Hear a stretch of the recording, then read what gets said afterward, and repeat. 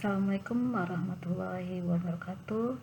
Nama saya Nani Sugiarti, mahasiswa SPS semester 3, mata kuliah studi komparatif pendidikan dasar di berbagai negara. Pada tugas tutorial kali ini, ada beberapa poin yang ingin saya sampaikan terkait dengan tugas-tugas yang sudah diberikan, di antaranya tentang isu sosial budaya dan sosial politik, pendidikan, berwawasan multikultural, dan teknologi informasi dan komunikasi. Baik, artikel yang pertama kita akan bahas adalah tentang isu sosial politik dan sosial budaya. Judul artikel adalah membangun kualitas pendidikan di Indonesia dalam mewujudkan program Sustainable Development Goals atau SDGs dari Nur Fatimah SA, Hasna S, dan Rostika D tahun 2022. Adapun poin penting yang dibahas adalah pendidikan berkualitas, yang merupakan salah satu program utama pemerintah yang terus diupayakan untuk meningkatkan kualitas hidup masyarakat. Yang kedua adalah peran berbagai pihak. Di sini adalah bukan hanya saja pemerintah, tapi juga pihak swasta, lembaga pendidikan, masyarakat umum yang terlibat. Kemudian ketiga adalah faktor penyebab rendahnya kualitas pendidikan, seperti fasilitas pendidikan, kualitas guru yang belum merata, dan keterbatasan akses pendidikan di daerah terpencil. Yang keempat adalah upaya peningkatan kualitas pendidikan, yaitu upaya yang diusulkan untuk meningkatkan kualitas pendidikan termasuk pengembangan profesional bagi pendidik, fasilitas pendidikan, dan penyediaan akses pendidikan yang lebih merata. Kemudian terakhir adalah peran pedagogis, yaitu untuk mengembangkan profesional bagi guru untuk mencapai tujuan pembelajaran yang bermakna. Adapun kaitannya poin tersebut dengan daerah lokasi tempat saya tinggal di Kecamatan Bojong Sari, Kota Depok, diantaranya adalah menurut berita di Radar Depok tanggal 13 Januari 2025 bahwa Inspektorat Daerah IRDA Kota Depok melakukan pemeriksaan terhadap dana BOS di 20 sekolah Kecamatan Bojong Sari. Pemeriksaan ini bertujuan untuk meningkatkan transparansi dan akuntabilitas dalam pengelolaan dana pendidikan. Kemudian dalam berita fraksi PKB tahun 2025 tanggal 15 Januari, Wakil Ketua DPR RI menyoroti kejadian ambruknya atap 2 ruang kelas di SDN Mekarjaya 29 Depok. Ini menunjukkan bahwa kesetaraan infrastruktur pendidikan menjadi fokus utama untuk memastikan siswa mendapatkan akses pendidikan yang layak. Kemudian dalam pikiran rakyat tanggal 15 Januari tahun 2025 bahwa Musrembang di Kelurahan Bojong Sari Lama memprioritaskan pembangunan infrastruktur seperti drainase, pengaspalan jalan, dan fasilitas posyandu. Hal ini penting untuk mendukung proses belajar mengajar yang efektif. Kemudian dalam berita Republik tanggal 7 Maret tahun 2022, pemerintah Kota Depok menekankan pentingnya peningkatan kualitas sumber daya SDM pendidikan, terutama di kecamatan seperti Bojong Sari karena indeks pembangunan manusianya masih rendah. Hal ini diupayakan untuk meningkatkan kualitas pendidikan melalui pengembangan profesional bagi guru. Artikel yang kedua adalah pendidikan pendekatan multikultural untuk membentuk karakter dan identitas nasional di era revolusi industri 4.0, karya Sudargini Y dan Purwanto A tahun 2020. Adapun 5 hal penting yang disampaikan adalah dampak revolusi 4.0, yaitu dampak negatif, kemajuan teknologi dapat mengikis kearifan lokal dan nilai-nilai toleransi. Kemudian yang kedua adalah pentingnya pendidikan multikultural diperlukan untuk menjaga nilai-nilai nasional dan kearifan lokal untuk mencegah konflik dan diskriminasi yang dapat timbul dari pudarnya sikap toleransi. Kemudian yang ketiga adalah implementasi di sekolah dan keluarga yang merupakan sumber pendidikan utama bagi anak-anak. Kemudian ada pembentukan karakter bangsa, di mana pendidikan multikultural ini membantu pembentukan karakter bangsa yang ideal yang mencerminkan identitas nasional yang kuat di tengah kemajuan teknologi. Kemudian yang terakhir adalah poinnya nilai-nilai kehidupan. Artikel ini menekankan pentingnya menanamkan nilai-nilai kehidupan sejak dini untuk membentuk karakter yang kuat dan nasionalis.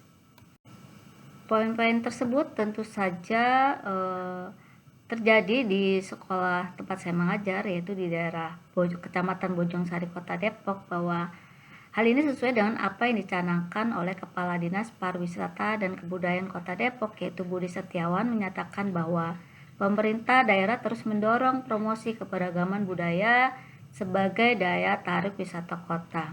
Dalam statementnya bahwa beliau menyatakan kami berupaya untuk mengembangkan berbagai program budaya yang melibatkan berbagai elemen masyarakat agar keberagaman budaya tetap terjaga dan terus berkembang, yaitu dikutip dari Pikiran Rakyat tanggal 17 Desember tahun 2024. Dengan implementasi pendekatan multikultural ini diharapkan dapat membantu menjaga nilai-nilai nasionalis dan kearifan lokal, serta meningkatkan toleransi dan kerukunan di tengah-tengah kemajuan teknologi era revolusi industri 4.0.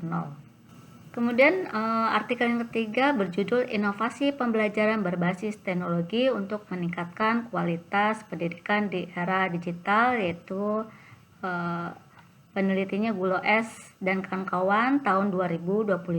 Poin penting yang dibahas adalah yang pertama interaktivitas dan motivasi, di mana teknologi ini dapat meningkatkan kreativitas dalam pembelajaran, membuat proses belajar lebih menarik dan meningkatkan motivasi siswa.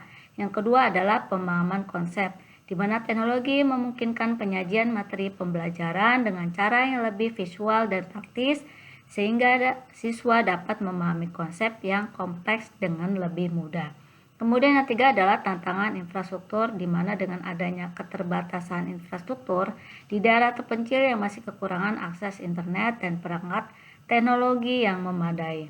Kemudian yang keempat, adanya literasi digital. Siswa dan guru perlu memiliki keterampilan digital yang cukup untuk memanfaatkan teknologi secara efektif dalam proses pembelajaran. Kebetulan saya mengajar di sekolah swasta dan di tempat sekolah saya mengajar, yaitu di SD TA5 Kecamatan Bojongsari, Kota Depok. Penggunaan teknologi di tempat sekolah saya mengajar sudah mengaplikasikan edukasi dan diterapkan untuk meningkatkan kualitas pembelajaran seperti penggunaan infokus dan menampilkan pembelajaran berupa video, PPT maupun games interaktif seperti quizzes dan word wall. Kemudian mengelola materi pembelajaran menggunakan Canva. Namun untuk papan interaktif ini belum ada sampai saat ini di sekolah saya. Tentu saja masih ada kendala seperti kurangnya perangkat teknologi dan rendahnya literasi digital di kalangan beberapa guru dan sebagian besar siswa SD yang tentu saja dalam penggunaannya masih membutuhkan pendampingan orang tua. Oleh karena itu, upaya peningkatan infrastruktur dan pelatihan literasi digital sangat penting untuk memaksimalkan manfaat teknologi dalam pendidikan, khususnya di sekolah saya, yaitu SDIT Aliman. Kemudian artikel yang keempat yang kita bahas adalah berjudul Information Communication Technologies Education in Elementary School, yaitu sebuah literatur review dari Roy Saifuddin Zuri dan kawan-kawan tahun 2025. Di mana literatur review yang digunakan adalah menggunakan protokol Prisma dengan alat seperti Publish dan Paris 7, kemudian Voice Viewer dan NVivo 12 Plus untuk menganalisis 61 artikel dari 812 artikel yang ditemukan di Scopus. Poin penting yang dibahas dalam artikel ini adalah urgensinya pendidikan ICT atau Information and Communication Technology, atau dalam bahasa Indonesia adalah teknologi informasi dan komunikasi.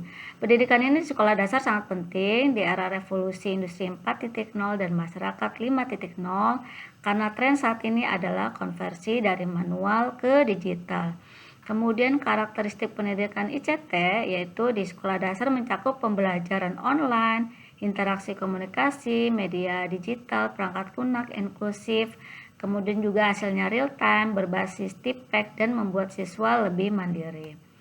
Kemudian yang dibahas lagi adalah implementasi pendidikan ICT, di mana dilakukan melalui pembelajaran, proyek berbasis digital, kurikulum, alat dan bahan pembelajaran untuk seperti matematika dan bahasa yang didukung oleh kompetensi digital guru.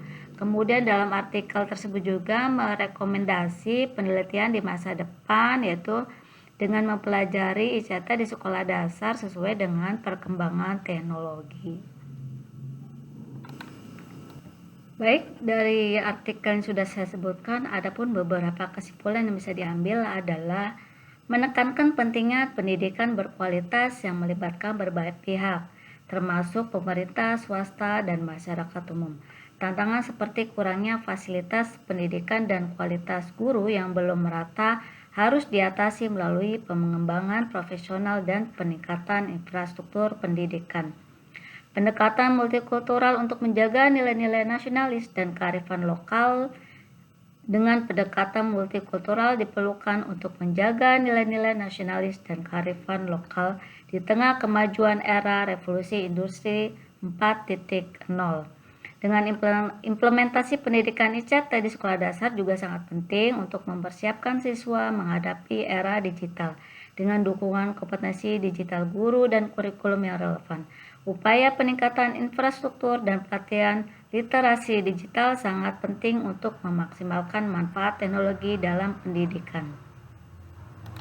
Itu saja yang bisa saya sampaikan untuk tugas tutorial kali ini. Sampai bertemu lagi di tugas tutorial selanjutnya. Saya Nani Sujati. Wassalamualaikum warahmatullahi wabarakatuh.